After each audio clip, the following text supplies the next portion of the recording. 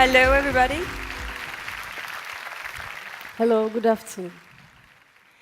You wanted to say it's your first time? Yeah, this is my first time coming to France. Thank you.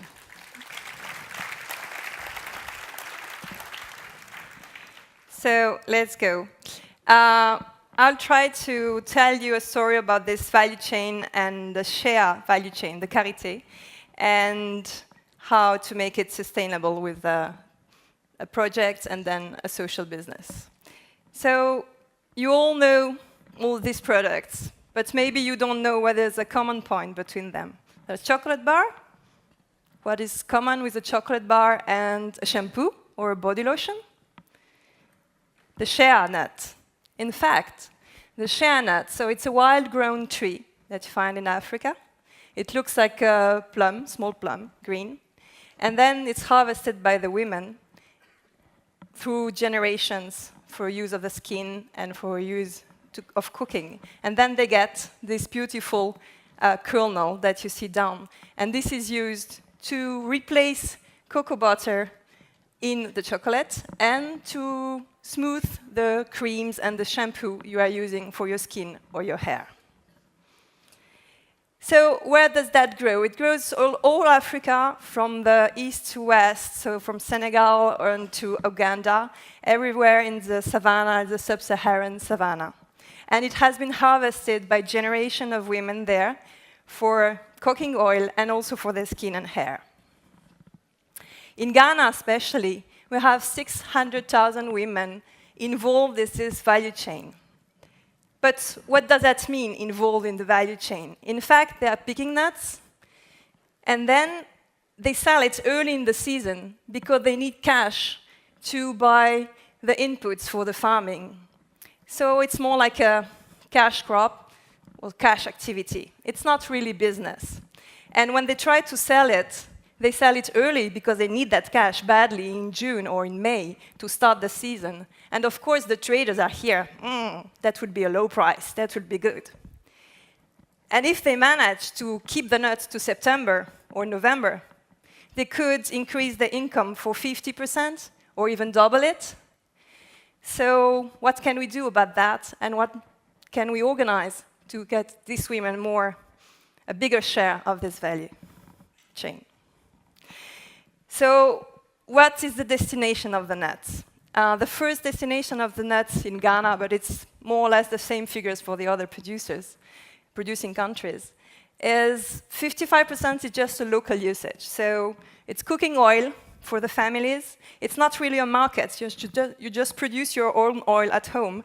Sometimes you sell it a little bit on the market, but just you use it. And you use it also for your hair and skin. And this is 55% of the use. Then you have the export market. And the bigger export market, this is 40%. It's for the chocolate industry, as you saw. So it's to replace cocoa butter in chocolate. And on the top, you see that on the top there is a small market, which everybody wants to go, which is the cosmetic market.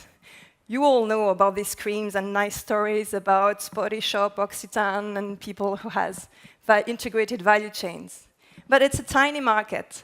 And we have 600,000 women in Ghana who are trying to get money and living about shea. So how can we do something for all of them? When you see the market there, the price on the market is €1 per kg. And you see your nice cream in your shop, in the retail, it's €40 for the less expensive, sometimes it's even more. But this one is the part that you see because you see the cosmetic. And as you saw before in the slide, it was just 5% of the market. The biggest market is the chocolates. And in the chocolate market, it's a different thing, different story. Big guys transforming nuts in big factories in Europe or in Africa. How can we compete with women handcrafted butter with these big guys? And that's all the question. So Janet will tell you a little bit how her life was. Thank you. I've already said this is my first time coming to France. Good afternoon again. This is how we was. We wake up early in the morning, we go to bush and pick it. After the end of the week, we sell it to market and sell it in bulks. And it was very difficult for us with plenty firewood. And then we remove it. This is the bowl that we use to measure it. So if we send it to market, they cheat us. We were very worried with this drying. We don't have drying platform. We don't have nice drying platform. And we don't have nice place to crack it. And the shea butter too, we're always using calabash to put it. And by the end of the week, we have to cut it into pieces, put it in the bowl, and sell it to market. If you are lucky, you get market. If you are not lucky, you have to come back home. You must know that day you sleep without money. You don't get food to eat on that day. So Planet Finance saw this situation, and they identified 2 microfinance institutions working in the north of Ghana, Grameen Ghana and Matin to do. And they say, okay, let's try to do something for these women and try to have access to market through microcredits and helping them. And then they also met SAP, which is the German software company.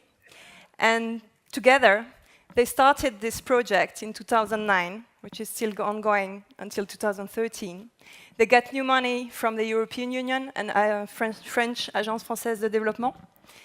And all together, they built this project to get a sustainable access to market for these women through microcredit, training, education, and technology, because ACP was bringing a traceability system. So today, in the network, we have 5,000 women. They are organized in groups, districts, communities, and Janet is one executive of one of the districts, which is called Bimbila. We are all together in Tamale, and in 5 districts over there, 5,000 women, which is huge. So Janet.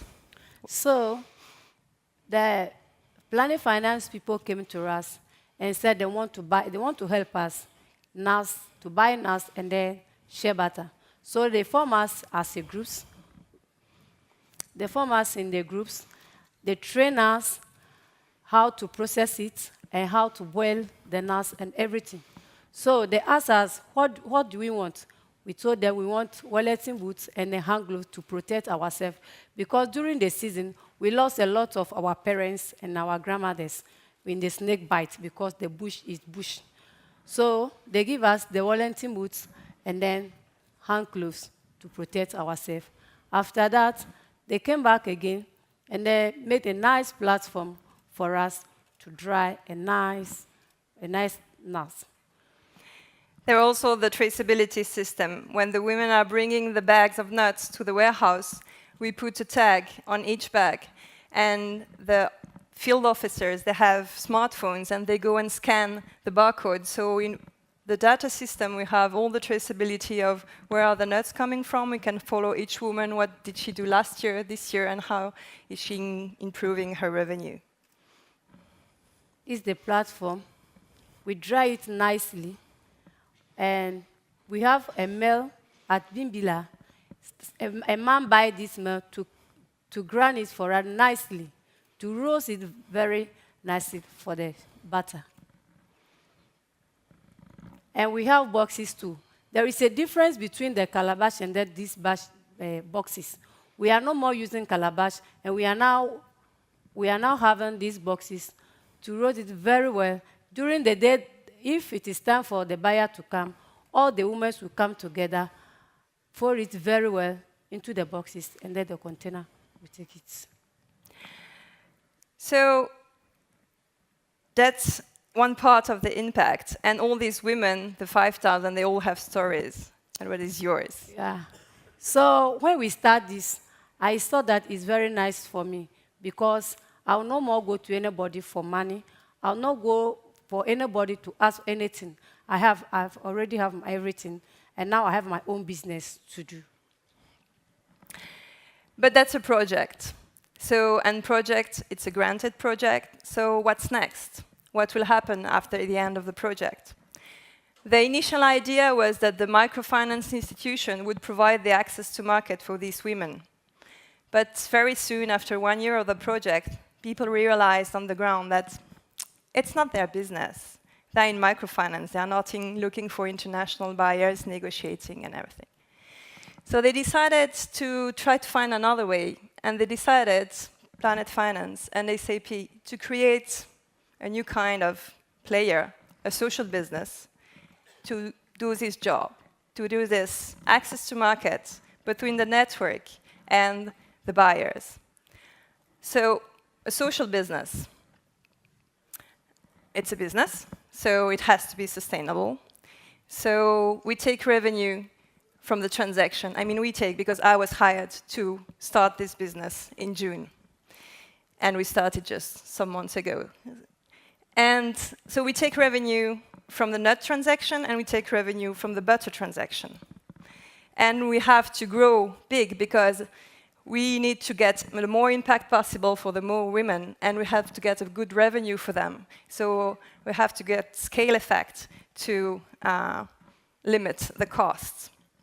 So the target is from 5,000 today to get to 15,000 in 5 years to get break-even. That's the target of the social business. How does that work? Planet Finance give the equity, so I'm the subsidy of Planet Finance Group, and SAP, the partner, they gave a loan, and they gave also volunteers and the softwares.